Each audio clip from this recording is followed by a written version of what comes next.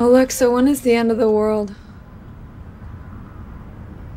Unless it collides with a very large rock or a future technology goes very wrong indeed, Earth is most likely to be destroyed when the sun swells into a red giant in several billion years' time.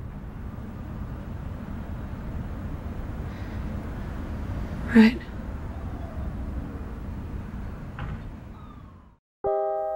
The last question was asked for the first time, half in jest, on May 21st, 2061, at a time when humanity first stepped into the light. The question came about as a result of a $5 bet over highballs, and it happened this way. Alexander Adel and Bertram Lupov were two of the faithful attendants of Multivac. As well as any human beings could, they knew what lay behind the cold, clicking, flashing face, miles and miles of face, of that giant computer. Multivac was self-adjusting and self-correcting. It had to be, for nothing human could adjust and correct it quickly enough or even adequately enough. So Adel and Lupov attended the monstrous giant only lightly and superficially. They fed it data, they adjusted questions to its needs, and they translated the answers that were issued. For decades, Multivac had helped design the ships and plot the trajectories that enabled man to reach the Moon, Mars, and Venus, but past that, Earth's poor resources could not support the ships. Too much energy was needed for the long trips. Earth exploited its coal and uranium with increasing efficiency, but there was only so much of both.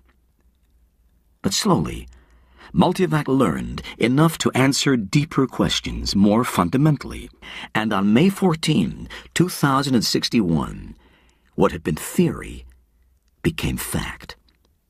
The energy of the sun was stored, converted, and utilized directly on a planet-wide scale. All Earth turned off its burning coal, its fissioning uranium, and flipped the switch that connected all of it to a small station 1 mile in diameter, circling the Earth at half the distance of the Moon. All Earth ran by invisible beams of sun power. 7 days had not sufficed to dim the glory of it, and Adel and Lupov finally managed to escape from the public functions and to meet in quiet, where no one would think of looking for them, in the deserted underground chambers where portions of the mighty buried body of Multivac showed. They'd brought a bottle with them, and their only concern at the moment was to relax in the company of each other and the bottle. "It's amazing when you think of it," said Adele. His broad face had lines of weariness in it, and he stirred his drink slowly with a glass rod, watching the cubes of ice slur clumsily about. "All the energy we could ever use, forever and forever and forever. Huh." Lupov cocked his head sideways. He had a trick of doing that when he wanted to be contrary, and he wanted to be contrary now. "Not forever," he said. "Oh, hell, just about forever, till the sun runs down, Bert." "That's not forever." "All right, then. Billions and billions of years, 10 billion maybe. You satisfied?" Lupov put his fingers through his thinning hair, as though to reassure himself that some was still left, and he sipped gently at his own drink. 10 billion years isn't forever." "Well, it'll last our time, won't it?" "So would the coal and the uranium." "All right. But now we can hook up each individual spaceship to the solar station, and it can go to Pluto and back 1,000,000 times without ever having to worry about fuel. You can't do that on coal and uranium. Ask Multivac if you don't believe me." "I don't have to ask Multivac. I know that."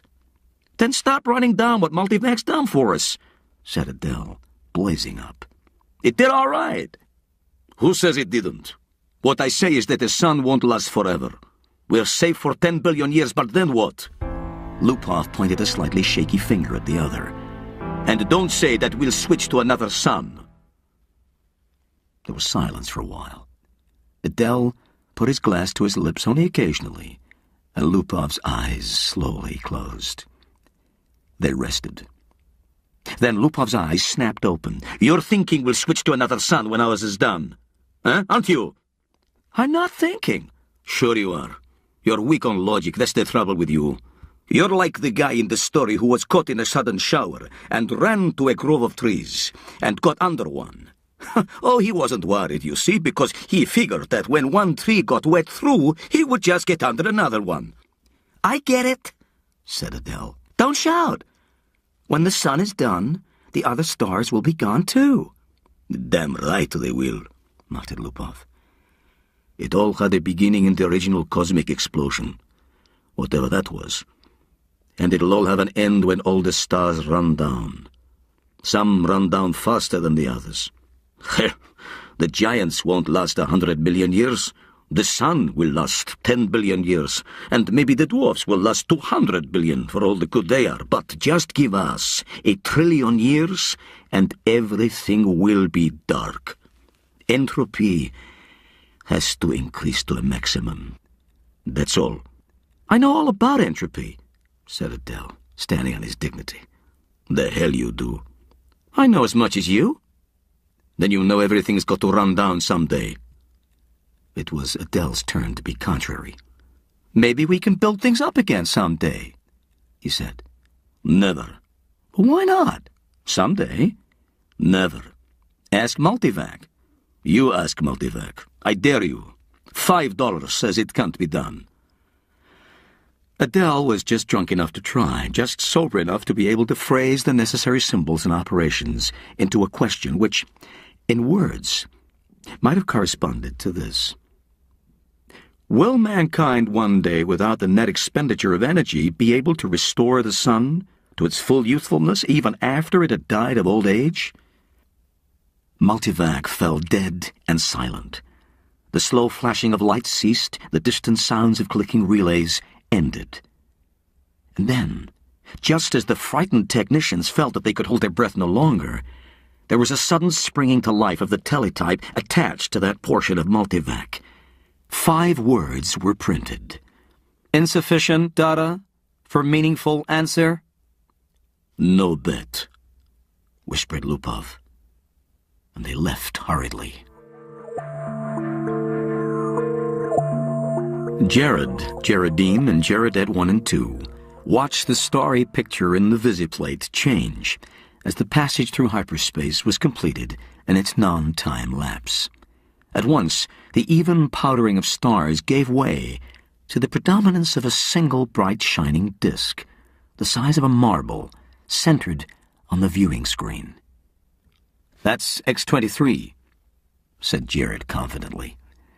The little Jaredettes, both girls, had experienced the hyperspace passage for the first time in their lives, and were self-conscious over the momentary sensation of inside-outness. They buried their giggles and chased one another wildly about their mother, screaming, "We've reached X-23! We've reached X-23! Quiet, children, said Geraldine sharply. Are you sure, Jared? What is there to be but sure? Asked Jared, glancing up at the bulge of the featureless metal just under the ceiling. Jared scarcely knew a thing about the thick rod of metal, except that it was called a microvac, that one asked it questions if one wished, that if one did not, it still had its task of guiding the ship to a pre-ordered destination, of feeding on energies from the various subgalactic power stations, of computing the equations for the hyperspatial jumps. Jared and his family had only to wait and live in the comfortable residence quarters of the ship. Someone had once told Jared that the AC at the end of microvac stood for automatic computer in ancient English, but he was on the edge of forgetting even that. Geraldine's eyes were moist as she watched the visiplate. I can't help it. I feel funny about leaving Earth. Why? Demanded Jared. We had nothing there. We'll have everything on X-23. Well, you won't be alone. You won't be a pioneer. There are over 1 million people on the planet already. And then, after a reflective pause, I tell you, it's a lucky thing the computers worked out interstellar travel the way the race is growing. I know, said Geraldine miserably. Jaredette 1 said promptly, Our microvac is the best microvac in the world. I think so too, said Jared, tousling her hair. It was a nice feeling to have a microvac of your own, and Jared was glad that he was part of his generation and no other. In his father's youth, the only computers had been tremendous machines, taking up 100 square miles of land. There was only one to a planet. Planetary ACs, they were called. And they'd been growing in size steadily for 1,000 years, and then, all at once, came refinement. In place of transistors had come molecular valves, so that even the largest planetary AC could be now put into a space only half the volume of a spaceship. Jared felt uplifted, as he always did when he thought that his own personal microvac was many times more complicated than the ancient and primitive multivac that had first tamed the sun, and almost as complicated as Earth's planetary AC that had first solved the problem of hyperspatial travel, and had made trips to the stars possible. So many stars, so many planets, sighed Geraldine. I suppose families will be going out to new planets forever the way we are now. Not forever, said Jared with a smile. It will all stop someday, but not for billions of years. Even the stars run down, you know. Entropy must increase. What's entropy, Daddy? Shrilled Jaredette, too. Entropy, little sweet, is just a word which means the amount of running down of the universe. Everything runs down, you know, like your walkie-talkie robot. Remember? Can't you just put in a new power unit, like with my robot? Well, in the universe, the stars are the power units, and once they're gone, there are no more power units. Jaredette 1 at once set up a howl. Oh, don't let them, Daddy. Don't let the stars run down. Now look what you've done, whispered Geraldine, exasperated. How was I to know it would frighten them? Gerard whispered back. Ask the microvac, wailed Jaredette 1. Ask him how to turn the stars on again. Go ahead, said Geraldine. It will quieten them down. Jared shrugged. No, I'll ask Microvac. Oh, don't worry, he'll tell us. He asked the Microvac, adding quickly, print the answer. Jared cupped the strip of the thin cellufilm and said cheerfully, See now, the Microvac says it'll take care of everything when the time comes, so don't worry. Geraldine said, And now, children, it's time for bed. We'll be in our new home soon.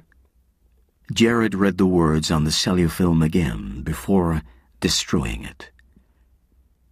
Insufficient data for meaningful answer. VJ-23X of Lameth stared into the black depths of the three-dimensional small-scale map of the galaxy and said, Are we ridiculous, I wonder, in being so concerned about the matter?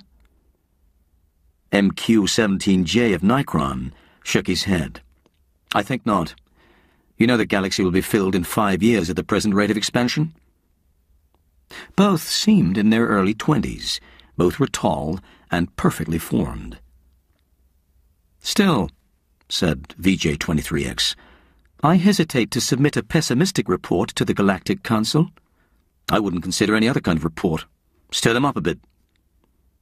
VJ-23X sighed. Space is infinite. 100 billion galaxies are there for the taking. 100 billion is not infinite, and it's getting less infinite all the time.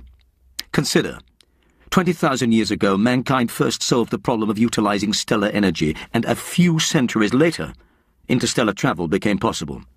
It took mankind 1,000,000 years to fill one small world, and then only 15,000 years to fill the rest of the galaxy. And now the population doubles every 10 years. VJ-23X interrupted. We can thank immortality for that.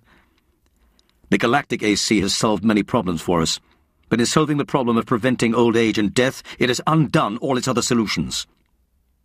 Yet, you wouldn't want to abandon life, I suppose? Not at all, snapped MQ-17J, softening it at once to, Not yet. I'm by no means old enough. How old are you? 223. And you? I'm still under 200. But to get back to my point, population doubles every 10 years. Once this galaxy is filled, we'll have filled another in 10 years. Another 10 years and we'll have filled 2 more. In 10,000 years, the entire known universe. And then what? VJ-23X said, As a side issue, there's a problem of transportation. I wonder how many sun power units it'll take to move galaxies of individuals from one galaxy to the next. It's a very good point. Already mankind consumes 2 sun power units per year. Most of it's wasted. After all, our own galaxy alone pours out 1,000 sun power units a year, and we only use 2 of those. Granted. But even with 100% efficiency, we only stave off the end. Our energy requirements are going up in a geometric progression, even faster than our population. We'll run out of energy even sooner than we run out of galaxies. Well, there may be some way to reverse entropy. We ought to ask the galactic AC. VJ-23X was not really serious, but MQ-17J pulled out his AC contact from his pocket and placed it on the table before him. "I've half a mind to," he said. "It's something the human race will have to face someday."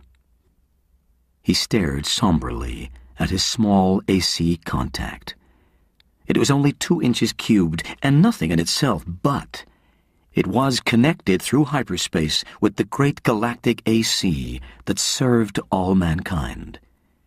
MQ-17J paused to wonder if someday, in his immortal life, he would get to see the galactic AC. He asked suddenly of his AC contact, "Can entropy ever be reversed?" VJ-23X looked startled and said at once, "Oh, I say, I didn't really mean to have you ask that." "Why not?" "We both know entropy can't be reversed. You can't turn smoke and ash back into a tree." "Do you have trees on your world?" asked MQ-17J. The sound of the galactic AC startled them into silence. Its voice came, thin and beautiful, out of the small AC contact on the desk. It said, "There is insufficient data for a meaningful answer?" VJ-23X said, "See?"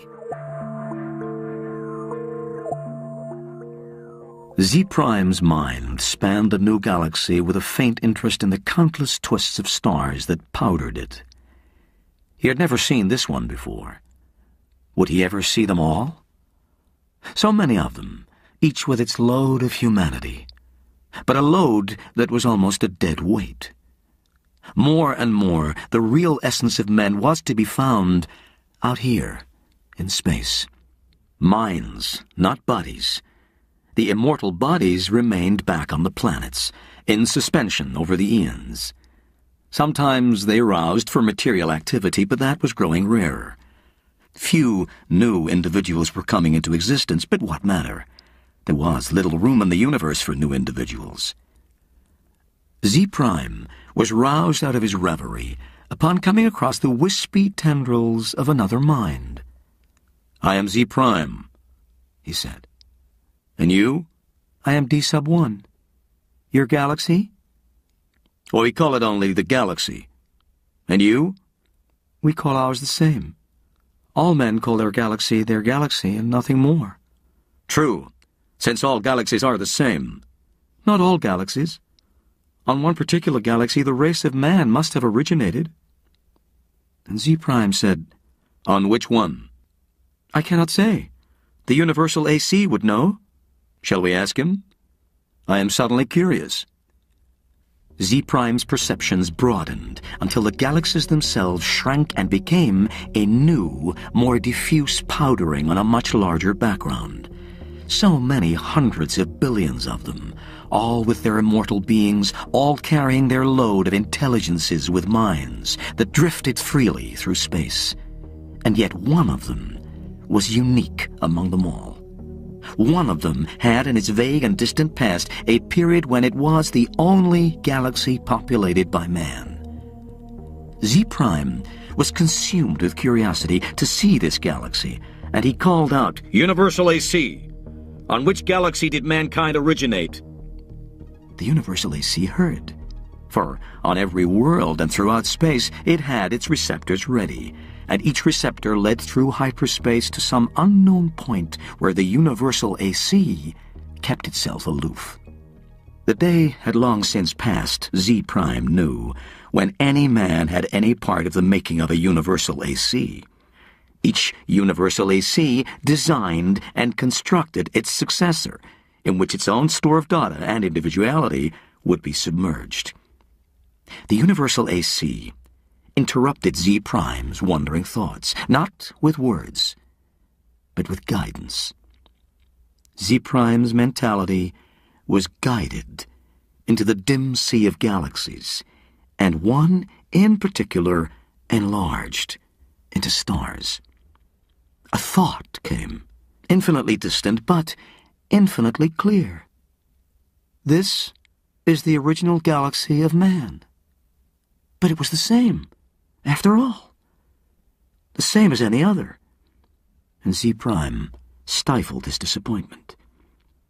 D-1, whose mind had accompanied the other, said suddenly, "And is one of these stars the original star of man?" The universal AC said, "Man's original star has gone nova. It is a white dwarf." "Did the men upon it die?" asked Z Prime, startled and without thinking. The universal AC said, "A new world, as in such cases, was constructed for their physical bodies in time?" "Yes, of course," said Z Prime.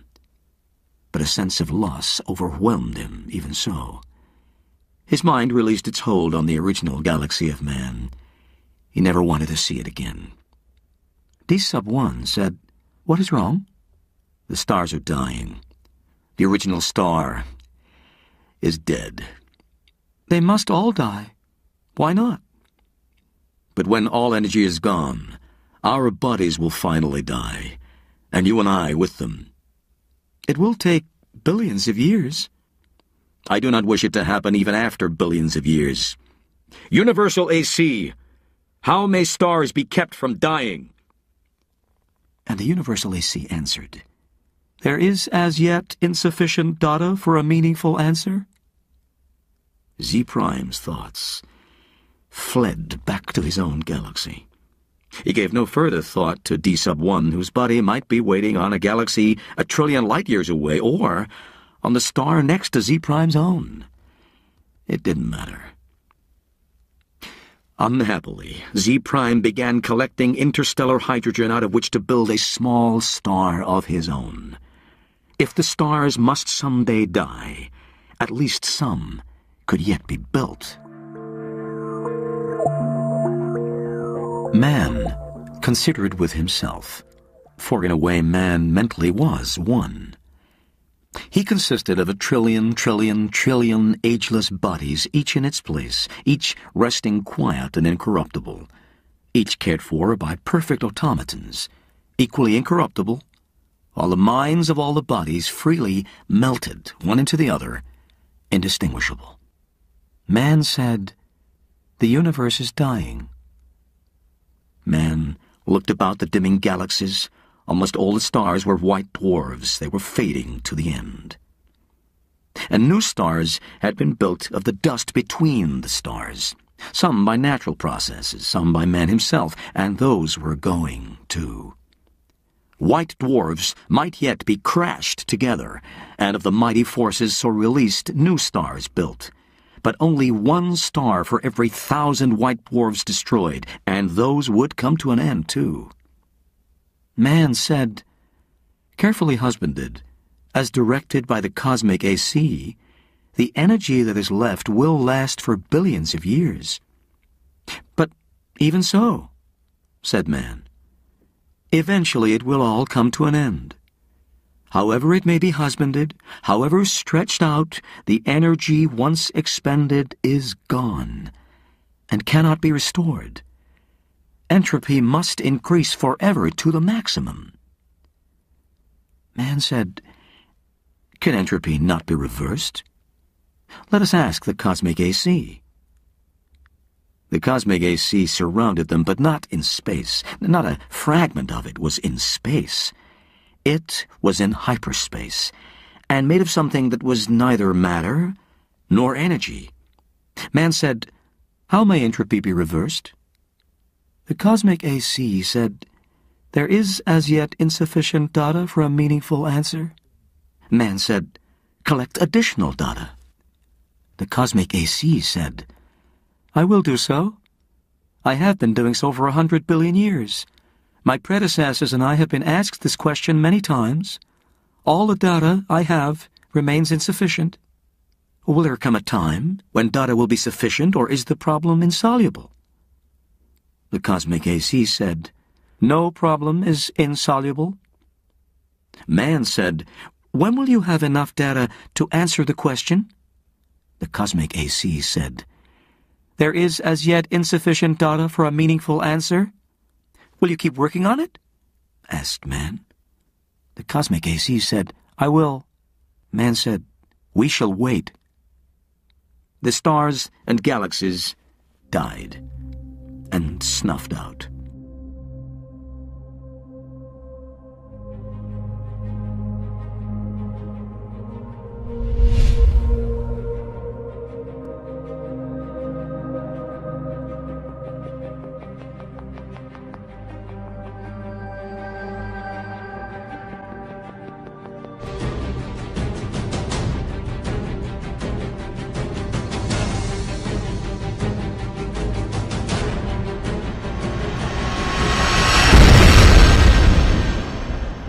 And space grew black after 10 trillion years of running down.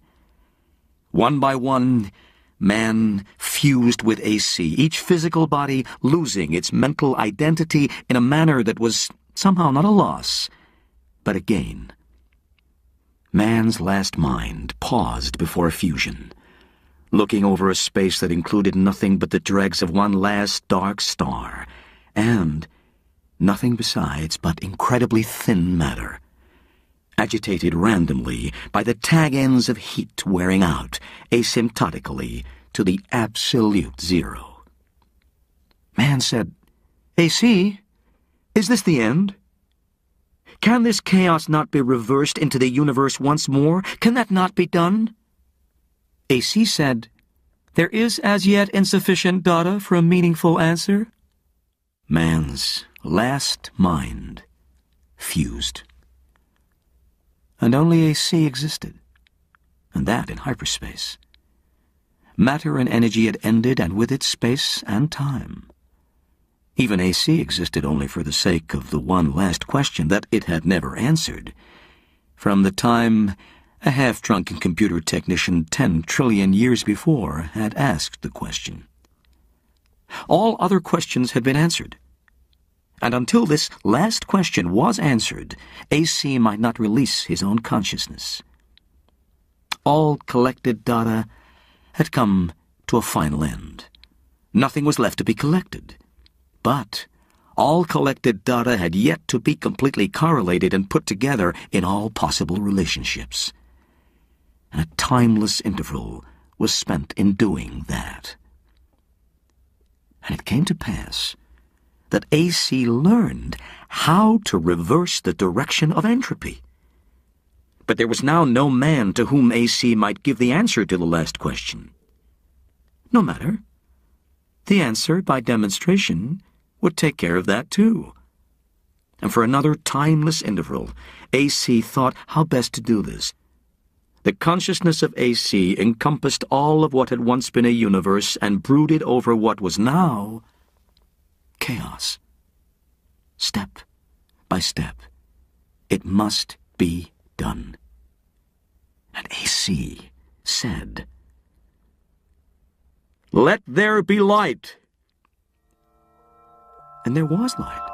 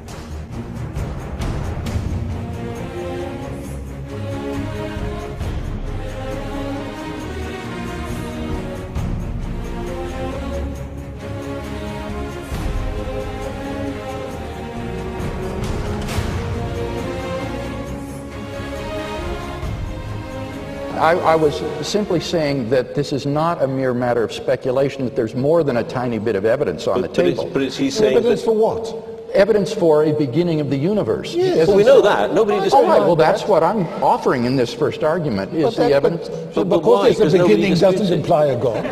It does if the first premise is true, that whatever begins to exist has a cause. It logically follows Yeah, that but it therefore... doesn't. But the cause hasn't got to be God. Well, remember I gave an argument for thinking that this cause is timeless, Yes, I know. spaceless, immaterial, enormously powerful, and personal. I think it's a computer. Well, that wouldn't... computers are designed by people. I No, mean, no, this is a self-designing computer. Timeless. Timeless.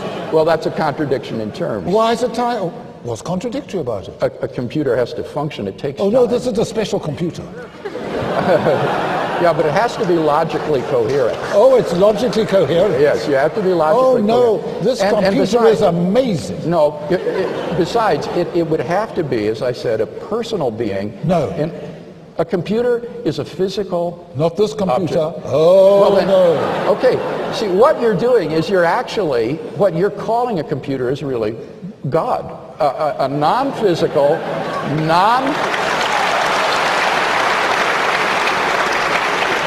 It's just another word if you rob it of all the attributes that make it a computer.